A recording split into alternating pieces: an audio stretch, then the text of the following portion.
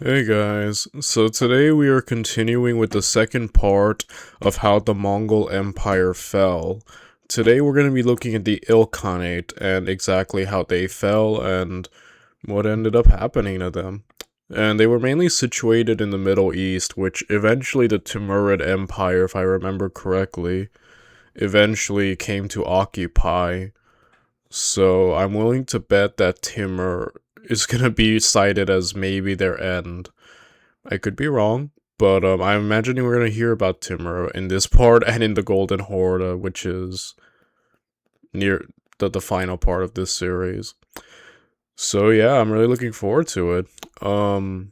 Before I get started, if you want to watch the original video by Kings and Generals, the link is down in the description down below. And if you enjoy my content and want to help me out in any way, feel free to like, comment, and subscribe. It would really help my very small but humble channel grow, and I would appreciate it a lot. And with that said, and now without any further ado, let's get to it, shall we? Let's see how the Ilkhanate fell. Established in the 1260s by Hulagu, the sacker of Baghdad, the Ilkhanate is perhaps one of the best understood of the Mongol Khanates, with a rich body of surviving primary source material. The greatest is the Chronicle of Rashid al-Din, an Ilkhanate vizier, who wrote the immense Jami al-Tawarik, which forms not only one of the most important sources on the Mongol Empire, but also of the Ilkhanate's history up to the early 14th century. Generally, Rashid al-Din portrayed the early Ilkhanate as a period of instability, with Khans more interested in hunting, feasting and drinking rather than governing, allowing greedy viziers and military commanders to have their way. This was punctuated with succession struggles affected by an increasingly powerful Noyad. The Noyad were the descendants of the non-Chinggisid generals who served alongside Hulagu, and had been granted lands and peoples to support themselves. They took keen interest in Khans who were kinder to their privileges. This was coupled with famines, economic woes from intense corruption and foolish policies, including a failed attempt to introduce paper money, as well as expensive periodic wars with the Ilkhanate's neighbors. To Rashid al-Din, this instability ended with the accession of Ghazan as Ilkhan in 1295. Though Rashid likely exaggerates the previous instability in order to glorify his patron Ghazan, there seems to be strong support for a redirection of the Ilkhanate. Aside from the most obvious, which was Ghazan's conversion to Islam and efforts to tie the legitimacy of the Ilkhanate to it, Ghazan oversaw economic revitalization. A major effort was directed to reducing abuses of the empire's agricultural base and farming population. From limiting the numbers of officials, clerks and Mongols who sought to provide for themselves by extraordinary demands on the population, to stamping out banditry with highway patrols. These were accompanied by monetary reforms and new silver currency, bearing not Mongolian inscriptions, but the Shahada and Ghazan's title of Padishah-i Islam. Measurements and weights throughout the Ilkhanate were ordered standardized based on those in Tabriz to facilitate trade between regions. Canals and underground waterways were built to provide water for cities and irrigation. He also forbade the practice of enticing young women into prostitution. He must have had some success, as he soon had the funds for a massive new construction project at Tabriz, including a magnificent tomb for himself. Along the Ilkhanate's borders, he concluded a peace treaty with Toghta Khan of the Golden Horde and invaded the Mamluk Sultanate, scoring the only notable victory of the Mongol-Mamluk War. It's true, yeah, I remember when we were covering how to defend against the Mongols, and obviously, the Mongols' excursions into the Mamluks, and yeah, Ghazan impressed me in being kind of the only guy to really give a really great, gain a victory over the Mamluks, though he didn't fully capitalize on it. But it was still a very, notable thing, I think. And yeah, it's cool to see that not only was he great in terms of like that military aspect, but also all these reforms and changes that he's bringing to his empire, Khanate rather, and, you know, really helping stabilize things and get things going. So I will say he is very impressive. I love a reformer. You know, I love when great leaders take charge and then start making things better. I find that very, just a really cool and interesting thing, you know? Near Homs in December 1299, though ultimately withdrew before the onset of summer. In 1304, Ghazan, like all good Mongol princes, died in his early 30s. During his reign, he had succeeded in killing a great many potential rivals to the throne, but produced no heirs. His brother Uljeta thus succeeded him, and continued many of Ghazan's policies. Unlike him, he wavered between multiple faiths, and won no victories over the Mamluks. But with the other Khanates, he recognized the overlordship of the Great Khan in the Great Mongol Peace of 1304. So was the Pax Mongolica finally, if briefly, instated. Uljeta's greatest success compared to his brother was that he actually had a son to succeed him. When Uljeta died in 1316, aged 36, his 12-year-old son, Abu Sa'id, was raised to the throne, under the guidance of the regent, the powerful Noyan Choban. Abu Sa'id never wavered in his faith. He was the first Ilkhan who was raised, and would die, a Sunni Muslim, who unlike his father and uncle, never showed interest in Shi'ism. Choban, as described by the great scholar of the Ilkhanate Charles Melville, saw himself as a servant of the Chinggisid dynasty, albeit an exceptionally powerful one, who combined adherence to the Khans with observing Sharia law. So Choban protected the young Abu Sa'id and ensured he had a proper Islamic education, teaching him to read, write, and speak Persian and Arabic, while also versing him in the history and genealogies of the house of Chinggis Khan and the Noyad. Abu Sa'id throughout his life maintained a love of poetry and music, and after peace was reached with the Mamluks, exchanged poems with the Sultan al-Nasir Muhammad. Abu Sa'id Ilkhan's early reign was often tumultuous. Dominated by Choban Noyan, the two fought off Chagatai and Golden Horde invasions and internal rebellions, during which the young Abu Sa'id earned the epithet Ba'atar for his courage after throwing himself into battle. Despite working well together and achieving peace with the Mamluks, Abu Sa'id's desire for Choban's daughter, the beautiful Baghdad Khatun, resulted in Abu Sa'id killing almost all of Choban's family, including the great Noyan himself. Oh, wow. Holy crap. Okay, that took a 180. I was about to say, man, these guys are like a dynamic duo, you know? And I was gonna comment how I found the rise of Islam among the Mongols very interesting. I'm not sure what, if any, religious practices the Mongols of old had in the steppes, like if they, what gods or religious ideals or beliefs they had, but it seemed like as time went on, at least here, like more situated around the Middle East and whatnot, it was pretty much gone, you know, and like as Islam took, you know, control, I think in around the Golden Horde and obviously the Ilkhanate. So I find that development of like Islam and its rise among the Mongol successor kingdoms a very interesting background thing that kings and generals sorry has mentioned. But yeah, dude went wild. He's like, I want to marry your daughter. Let me murder you and your entire family now. That's insane. I don't imagine she was happy with that, right? Like, imagine murdering your entire wife's family. Oh well. I guess he got what he wanted, but dang, that kind of shows a new side to him that I wasn't expecting. I thought like, all right, him and him or you know, working together and seemed to be a duo, and then just the complete 180 of just murder. Eesh. All right. After Choban's death, Abu Sa'id's sole rule was remembered as a golden age by succeeding generations. Oh wow.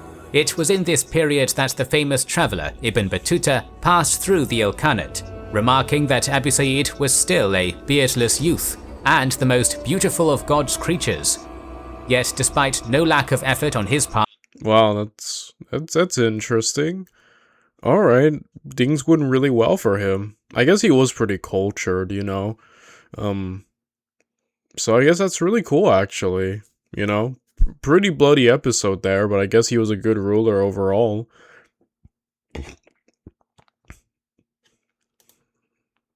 the Khan failed to produce an heir.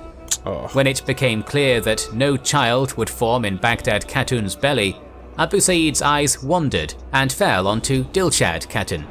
She was a daughter of Dimashq Khwaja, Baghdad Khatun's brother, who Abu Sa'id had murdered several years prior. With a new target for his affections, he began to ignore Baghdad Khatun, particularly when Dilshad Khatun became pregnant with his first child. As Baghdad Khatun's influence waned, Abu Sa'id did not realize the mistake he had made. In November 1335, when Abu Sa'id was marching north to confront a Golden Horde attack, Baghdad Khatun is alleged to have made her move. In the account of Ibn Battuta's, a man, it should be noted, who greatly enjoyed a good yarn, after one last bout of sexual intercourse, Baghdad Khatun wiped down Abu Sa'id with a poisoned handkerchief. Oh. Regardless of the veracity of Battuta's tale, as this was far from the only exaggerated story he told of women and sex, Abu Sa'id was dead, only 30 years old. Yeah, Ibn Battuta was kind of... Yeah, we covered the Ibn Battuta series by Extra History. The dude was notorious for his forays with women, so I wouldn't be surprised that he would write something like that, but regardless of the validity of it or whatnot, if she did kill him, that's insane, but I guess, what's the saying?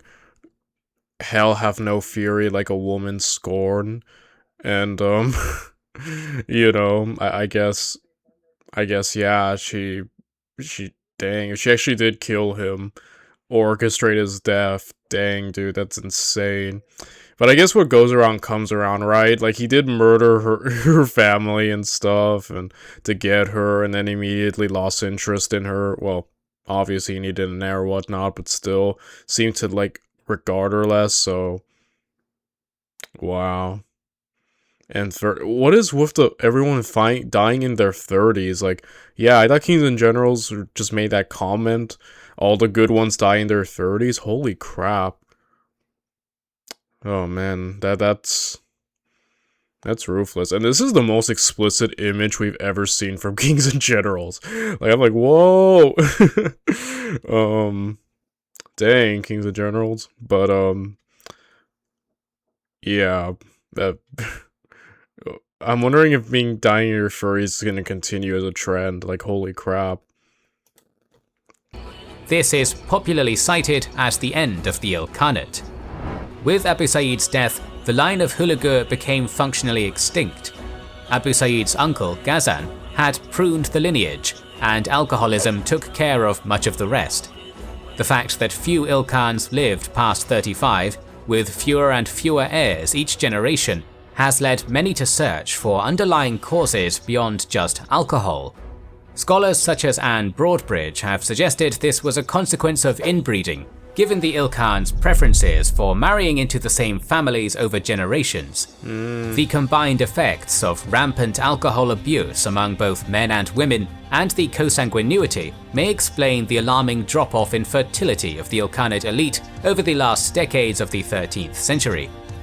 While Hulagu had produced quite the brood of little Chinggisids, at least 25 sons and daughters, by the end of the century, Ghazan only had a daughter survive childhood, while his brother Uljetu had numerous children stillborn or dying young. Holy crap. Kinda gives me, like, yeah, I was gonna say, like, Targaryen vibes.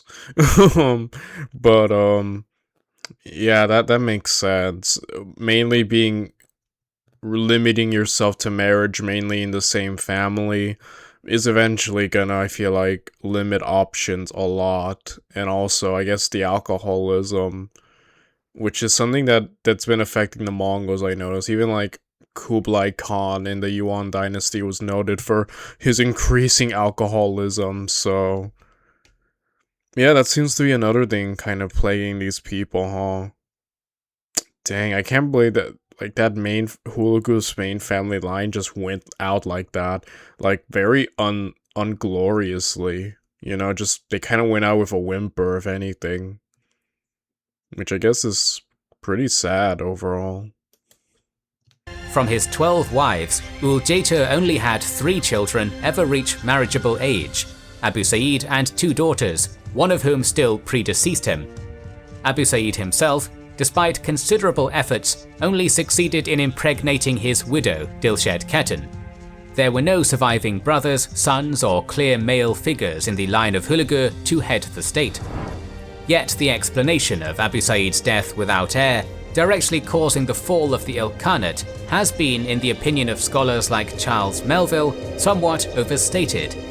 The image of the Ilkhanate falling without a decline, a counter to Edward Gibbon, encourages us to overlook problems which had developed. Essentially, Melville notes, a gap had widened between the military elite, the Noyad, and the Ilkhan, which accompanied a lack of respect for the Chinggisids. The death of a monarch with no clear heir was hardly a new issue in the Mongol Empire. The Kurultai system, wherein a candidate was confirmed by the princes, could supply new khans at need, with a regent heading things until this could be sorted out. The unified Mongol Empire and other khanates were ruled in this fashion at times. In the form of Baghdad Khatun, the Ilkhanate clearly had a powerful woman to step into the role. The well-connected Baghdad Khatun was described as an intimidating, intelligent, and proud woman who openly walked around with a sword strapped to her waist and greatly influenced matters of state. In the opinion of some, Abu Sa'id was bossed around by her. In a more classic Mongolian system, Baghdad Khatun would have been an obvious regent. But as Melville argues, actions of the Khans from Ghazan onward had alienated the military elite. More or less, they must have felt disenfranchised from the government, and that the old Mongolian way of life was being abandoned. Certainly, Islamization was the most obvious demonstration of this. Ghazan and Ul-Jeta both abandoned the traditional secret burials of Mongol Khans in favor of massive, expensive, and very public mausoleums. The Kurultai as a means of choosing the next ruler and affecting major decisions was abandoned, and even the end of the war with the Mamluks, not by conquest but by diplomacy, must have felt like a betrayal of Mongol imperial ideology. By removing their stake in government and not replacing it with a new loyalty to adhere to in the replacement system, the Ilkhans had gradually undermined the need of the Noyad to maintain Chinggisid ideology or rule. When Abu Sa'id came to the throne in 1317, he was but a 12-year-old boy. The long period of Choban's regency further reduced the Khan's authority and increased that of the military elite. Only after Choban's death in 1327 did Abu Sa'id really rule in his own right, and did so for only 8 years. His vizier, Ghiyath al-Din Muhammad, the son of the late Rashid al-Din, sought to enforce tax reforms that would have strengthened the hand of the central government towards the regional princes and their appanages. It seems to have been an ineffective measure that only angered these military princes. Per Melville's theory, the only outcome of such failed measures was only widening the gap between the Ilkhan and the military elite. On Abu Sa'id's death in November 1335, it fell to the vizier, Ghiyath al-Din Muhammad, to try and steer the ship in the face of Uzbek Khan's invasion. Only 5 days later, on December 5th, Ghiyath al-Din orchestrated the enthronement of the new Khan, a man named Arpa Kayan.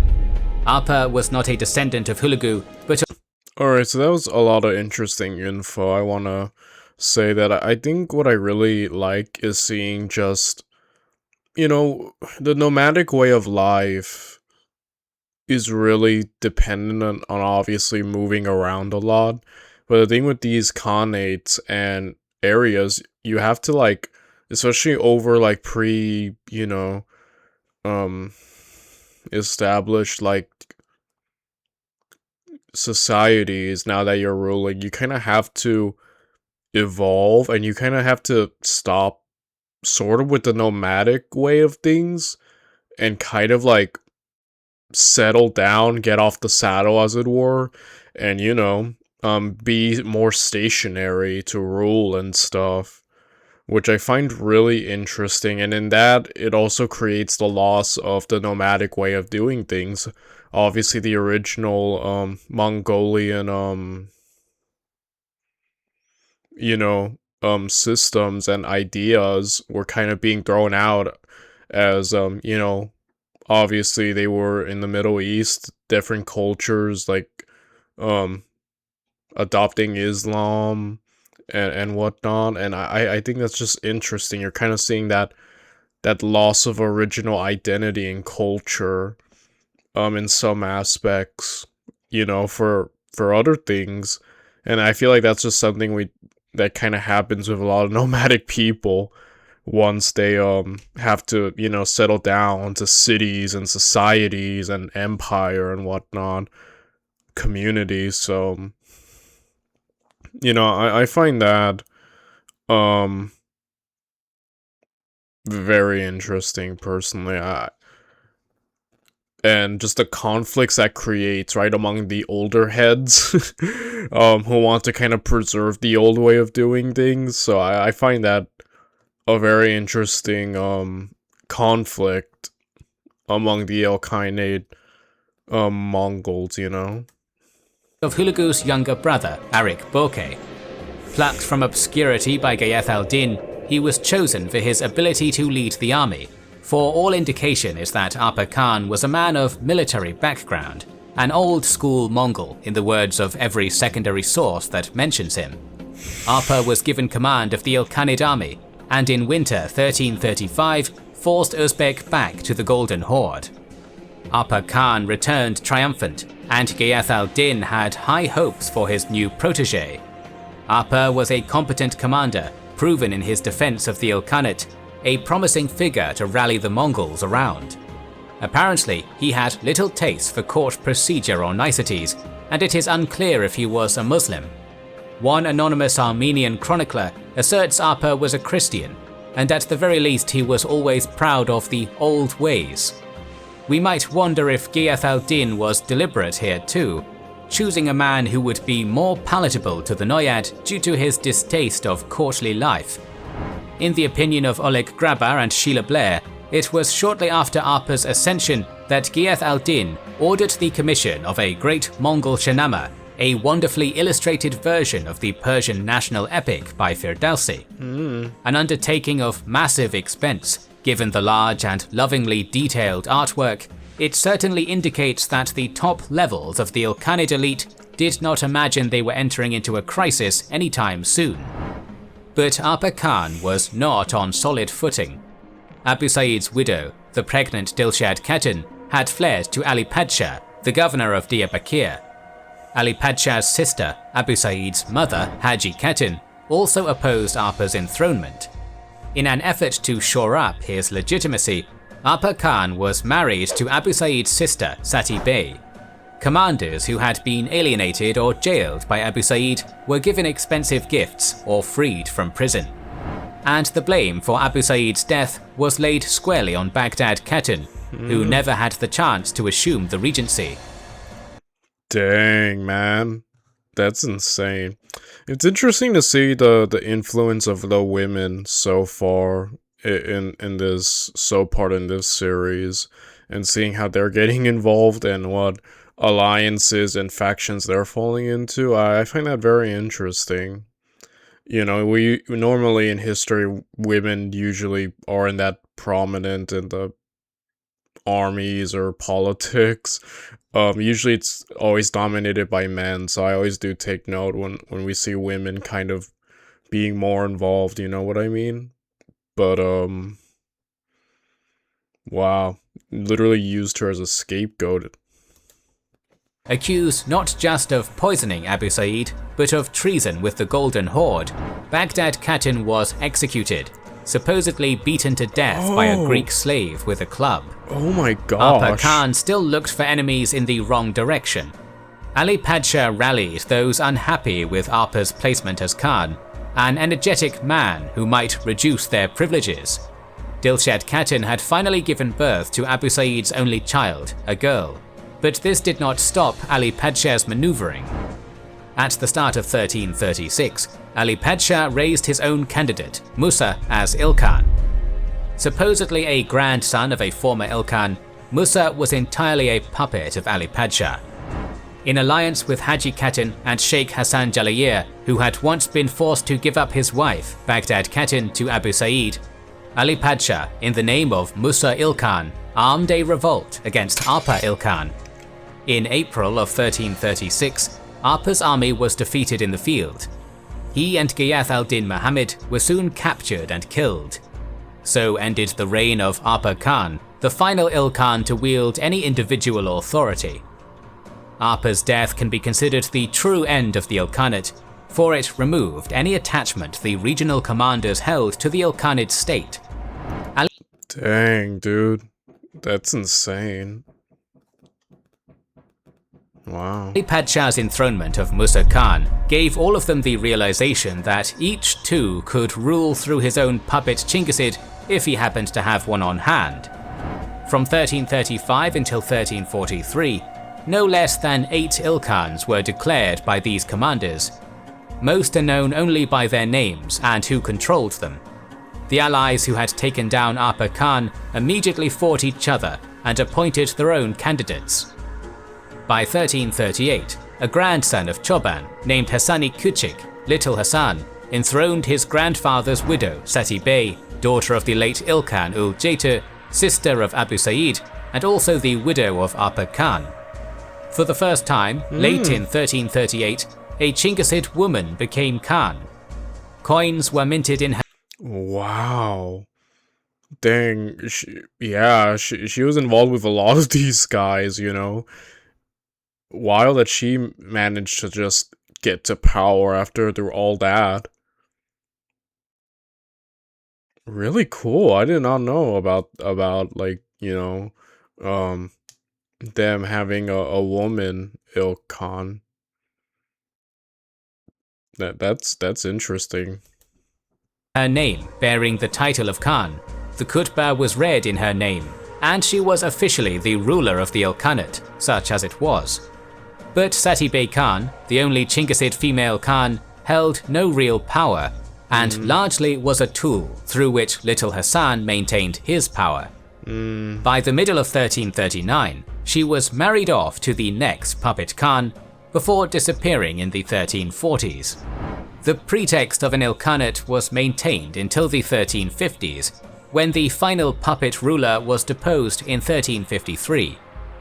The new Persianized Turco-Mongolian dynasties in northwestern Iran and Iraq, the Chobanids and Jalayirids, claimed descent and legitimacy from being generals of Ilkhans, but did not take the title themselves. Eastwards, rule fell to local dynasties and warlords, while westwards, new Turkic beyliks, from the Karakayunlu to the Osmanli, rose. Chinggisid legitimacy as the basis for rule did not long outlast Abu Sa'id, and it took a surprising figure to reinstate its legitimacy in the region, Timur Ilang, or Tamerlane. Dang. Mentioned at the very end, eh? Yeah, I'm gonna end it right here, and tomorrow we're gonna look at the Chagatais. So yeah, another great video. I really enjoyed seeing that and learning about the Ilkhanate, and tomorrow we're gonna learn about the Chagatai. So, until then, bye everyone.